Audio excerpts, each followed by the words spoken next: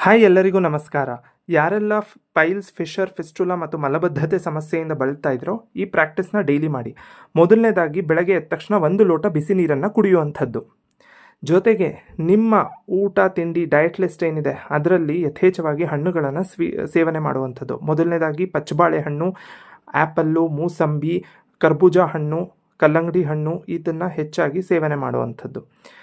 ಇನ್ನು ಇದು ಬಹಳ ಇಂಪಾರ್ಟೆಂಟು. ಯಾರಿಗೆ ಪೈಲ್ಸು, ಫಿಶರ್, ಫಿಸ್ಟುಲಾ ಇರುತ್ತೋ ಅವ್ರಿಗೆ ಯಥೇಚ್ಛವಾಗಿ ನಮಗೆ ತುಂಬಾ ನೋವಾಗ್ತಾ ಇರುತ್ತೆ. ಸೊ ಈ ಥರ ಒಂದು ಪಾತ್ರೆಗೆ ಉಗುರು ಬೆಚ್ಚ ನೀರನ್ನ ಹಾಕಿ 1 ಚಮಚ ಡೆಟಾಲ್ ಹಾಕಿ ಶಾಖ ತಗೊಳ್ಳೋವಂಥದ್ದು.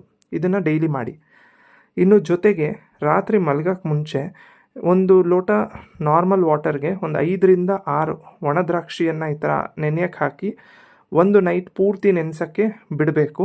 ತದನಂತರದಲ್ಲಿ ಬೆಳಗ್ಗೆ ಎದ್ದು ಖಾಲಿ ಹೊಟ್ಟೆನಲ್ಲಿ ಆ ನೀರನ್ನು ಸೇವನೆ ಮಾಡೋದ್ರ ಜೊತೆಗೆ ಆ ದ್ರಾಕ್ಷಿಯನ್ನು ತಿನ್ನುವಂಥದ್ದು. ಇದು ಕೂಡ ನಿಮಗೆ ತುಂಬಾ ಹೆಲ್ಪ್ ಮಾಡುತ್ತೆ. ಸೊ ಧನ್ಯವಾದಗಳು.